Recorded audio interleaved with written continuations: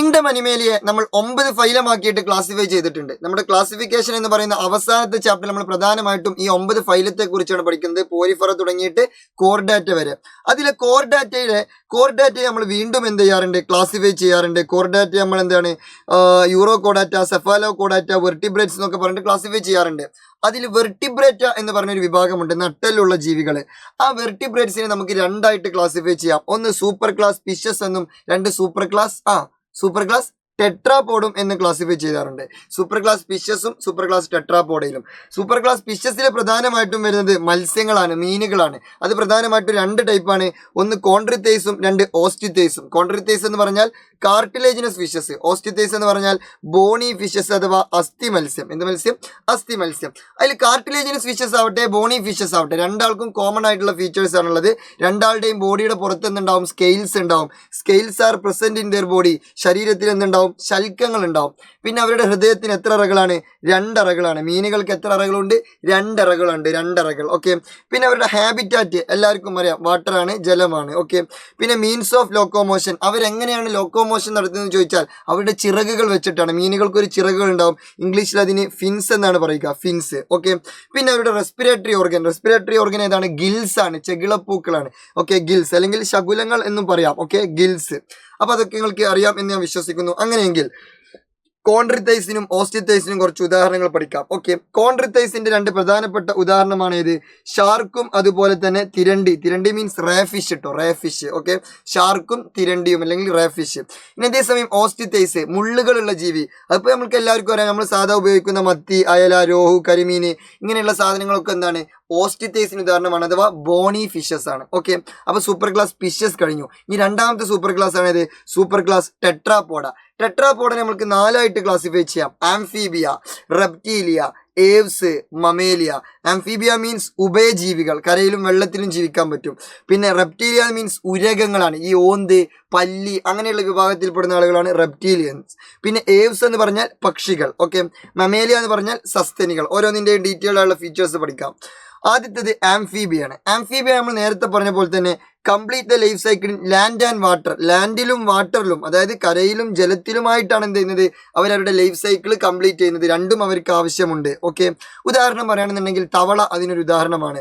Okay, അതുകൊണ്ട് തന്നെ തവളനെ just ഒന്ന് എന്ത് ചെയ്യുക, മൈൻഡിൽ ഇങ്ങനെ കൊണ്ടുവരിക. തവളന്റെ ബോഡി എന്തായിരിക്കും? മോയിസ്റ്റ് ആൻഡ് സ്ലൈമി സ്കിൻ ആയിരിക്കും. അതായത് ഭയങ്കര ഒരു വഴുവഴുപ്പുള്ളതും ഇങ്ങനെ തൊട്ടങ്ങനെ വഴുതി പോകുന്ന ടൈപ്പ് ഓഫ് ഒരു ബോഡി ആയിരിക്കും. മോയിസ്റ്റ് ആൻഡ് സ്ലൈമി സ്കിന്ന് അഥവാ ഈർപ്പവും വഴുവഴുപ്പും ഉള്ളതായിട്ടുള്ള ത്വക്കായിരിക്കും. പിന്നെ തവളകൾ പ്രസവിക്കുകയാണോ ചെയ്യുക? അല്ല, മുട്ടയിടാണ് ചെയ്യുക. ലേ എഗ്സ്, മുട്ടയിടുന്നു, അത് നമ്മൾക്കറിയാം. പിന്നെ തവളയുടെ റെസ്പിറേറ്ററി ഓർഗൻ ഏതാണ്? തവളയുടെ റെസ്പിറേറ്ററി ഓർഗൻ വരുന്നത് പ്രധാനമായിട്ടും ഏതാണ്? സ്കിന്നാണ്. സ്കിന്നും വരുന്നുണ്ട്, അതുപോലെ തന്നെ ലങ്സും വരുന്നുണ്ട്. ലങ്സ്, ശ്വാസകോശവും വരുന്നുണ്ട്, സ്കിന്നും വരുന്നുണ്ട്, രണ്ടും വരുന്നുണ്ട് കേട്ടോ. ഓക്കെ, അപ്പോൾ രണ്ടും എന്ത് ചെയ്യുക, നിങ്ങൾ ഓർത്ത് വെക്കുക. പിന്നെ നമ്പർ ഓഫ് ഹാർട്ട് ചേമ്പേഴ്സ്, തവളക്ക് അല്ലെങ്കിൽ ആംഫീബിയൻസിന്റെ ഹാർട്ട് ചേമ്പേഴ്സിന്റെ കണക്ക് എത്രയാണെന്ന് ചോദിച്ചാൽ 3 ആണ്. 3. ആംഫീബിയൻസിന്റെ ഹാർട്ട് ചേമ്പേഴ്സിന്റെ കണക്ക് എത്രയാണ്? 3 കേട്ടോ, 3. ഓക്കെ, ഈ നെക്സ്റ്റ് വൺ റെപ്റ്റീലിയകളാണ്. റെപ്റ്റീലിയകൾ എന്ന് പറഞ്ഞാൽ നമ്മൾ നേരത്തെ പറഞ്ഞ പോലെ പല്ലി, ഓന്ത്, അരണ അങ്ങനെയുള്ള ടീമുകളൊക്കെയാണ് റെപ്റ്റീലിയൻസിൽ വരിക. അവരുടെ എല്ലാവരുടെയും ബോഡി നമുക്ക് എല്ലാവർക്കും അറിയാം, ഡ്രൈ സ്കിന്നാണ്, ഒരു ഡ്രൈ ആയിട്ടുള്ള സ്കിന്നാണ്. പിന്നെ scales are there in the body, അവരുടെ ബോഡിയിൽ എന്തുണ്ട്? സ്കെയിൽസ് ഉണ്ട്. അപ്പോൾ വരണ്ട ത്വക്കാണ്. മാത്രമല്ല ശരീരത്തിൽ എന്തുണ്ട്? ശൽക്കങ്ങളുണ്ട്. പിന്നെ അവരുടെ വിരലുകളിൽ എന്തുണ്ടാവും? നഖങ്ങളുണ്ടാവും. വിരലുകളിൽ എന്തുണ്ടാവും? നഖങ്ങളുണ്ടാവും. അവരുടെ റെസ്പിറേറ്ററി ഓർഗനും എന്താണ്? ലങ്സ് തന്നെയാണ്, ശ്വാസകോശമാണ്. പിന്നെ അവരുടെ ഹൃദയത്തിന്റെ അറകളുടെ എണ്ണം 3 ആണ്. 3. ഹൃദയത്തിന്റെ അറകളുടെ എണ്ണം 3.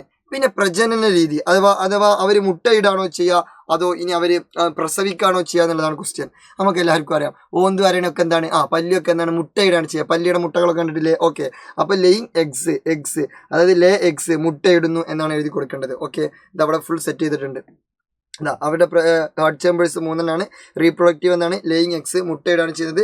റെസ്പിറേറ്ററി ഓർഗൻ ഏതാണ്? ലങ്സ് ആണ്. ഉദാഹരണം ഏതാണെന്ന് ചോദിച്ചാൽ മുതല, അണലി, പാമ്പ്, പല്ലി, ചീങ്കണ്ണി അങ്ങനെയുള്ള എല്ലാവരും എന്താണ്? ഉരകങ്ങൾ അല്ലെങ്കിൽ റെപ്റ്റൈൽസ് ആണ്. നെക്സ്റ്റ് വൺ വരുന്നത് ഏവ്സ് ആണ്, പക്ഷികളാണ്. പക്ഷികളുടെ പ്രത്യേകത നമ്മൾക്ക് എല്ലാവർക്കും അറിയാം, തൂവലുകളാൽ പൊതിഞ്ഞ ശരീരമാണ്. ശരീരത്തിന്റെ ചുറ്റും എന്തുണ്ടാവും? ഫെതേഴ്സ് ഉണ്ടാവും. പിന്നെ മാത്രമല്ല വിങ്സ്, ചിറകുകൾ ഉണ്ടാവും. പിന്നെ ക്ലോസ് ഓൺ ഡിജിറ്റ്സ്, അവരുടെ വിരലുകളിൽ എന്തുണ്ടാവും? നഖങ്ങൾ ഉണ്ടാവും. പിന്നെ അവരുടെ റെസ്പിറേറ്ററി ഓർഗനും എന്ത് ലങ്സ് തന്നെയാണ്. അവരുടെ ഹാർട്ട് ചേമ്പേഴ്സ്, അതാണ് ഇമ്പോർട്ടൻറ്റ്. അവരുടെ ഹാർട്ട് ചേമ്പേഴ്സ് എത്രയാണെന്ന് ചോദിച്ചാൽ 4 എത്രയാണ്? 4. പക്ഷികൾക്ക് എത്ര അറകളുണ്ട്? നമ്മളെ പോലെ 4 അറകളുണ്ട്. പിന്നെ അവരുടെ പ്രജനന രീതി, പക്ഷികളുടെ പ്രജനന രീതി നമുക്കറിയാലോ. കോഴി മുട്ടയാണ് ഇടുക, താറാവ് മുട്ടയാണ് ഇടുക, കാട മുട്ടയാണ് ഇടുക. അപ്പം ലേ എഗ്സ്, മുട്ടയിടുന്നു. ഓക്കെ അല്ലേ? സിമ്പിളാണ്. ഇതൊക്കെ നമുക്ക് ലോജിക്ക് വെച്ചാണ്ട് ചെയ്യാവുന്നേ ഉള്ളൂ. ലാസ്റ്റ് വൺ മമേലിയ അഥവാ സസ്തനികൾ. മമേലിയൻസ് മീൻസ് നമ്മളാണ്. നമ്മൾ, മനുഷ്യന്, പട്ടി, പൂച്ച, ആന, കുതിര, സിംഹം, ഇതൊക്കെ എന്താണ്? മമേലിയൻസ് ആണ്. നമ്മളെല്ലാവരുടെയും ഒരു കോമൺ പ്രത്യേകത എന്താണെന്ന് ചോദിച്ചാൽ body is covered with hairs. Body എന്ത് ചെയ്തിട്ടുണ്ട്? രോമങ്ങൾ കൊണ്ട് കവർ ചെയ്തിട്ടുണ്ട്. രോമങ്ങളാൽ പൊതിഞ്ഞ ശരീരമാണ്. പിന്നെ നമുക്കും വിരലുകളിൽ എന്തുണ്ട്?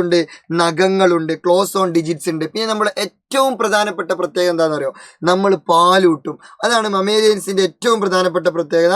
നമ്മൾ ലാക്റ്റേറ്റ് ആണ്. കുഞ്ഞുങ്ങൾക്ക് പാല് കൊടുക്കും. ഒരു കോഴി കുഞ്ഞിന് പാൽ കൊടുക്കോ? ഇല്ല. അപ്പോൾ ഏവ്സിന് ഈ പ്രത്യേകത ഇല്ല. ഒരു പാമ്പ് കുഞ്ഞുങ്ങൾക്ക് പാൽ കൊടുക്കോ? ഇല്ല. അപ്പോൾ റെപ്റ്റൈൽസിന് ഈ പ്രത്യേകത ഇല്ല.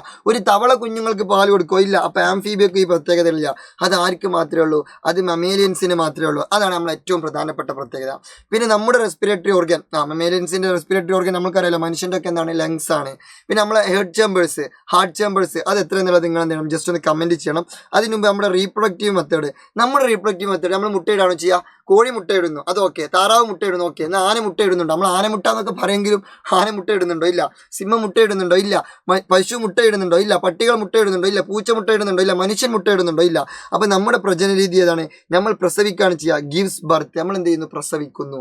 ഓക്കെ അല്ലേ? അങ്ങനെയെങ്കിൽ നമ്മുടെ heart chambers, number of heart chambers of മമേലിയൻസിന്റെ ഹേർട്ട് ചേമ്പേഴ്സിന്റെ എണ്ണം എത്ര എന്നുള്ളത് ജസ്റ്റ് നിങ്ങൾ എന്ത് ചെയ്യണം? കമന്റ് ചെയ്യണം. നിങ്ങൾക്ക് ഇപ്പൊ തന്നെ കിട്ടിയിട്ടുണ്ടാവും. എന്നാലും ജസ്റ്റ് നിങ്ങൾ എന്ത് ചെയ്തോളൂ? കമന്റ് ചെയ്തോളൂ. So C U zone. വീണ്ടും കാണാം. ഇത് നിങ്ങളുടെ സ്വന്തം മറക്കൽ. അപ്പോൾ അടിപൊളിയായിട്ട് പഠിക്കുക, സൂപ്പറായിട്ട് പഠിക്കുക, എൻജോയ് ചെയ്യുക.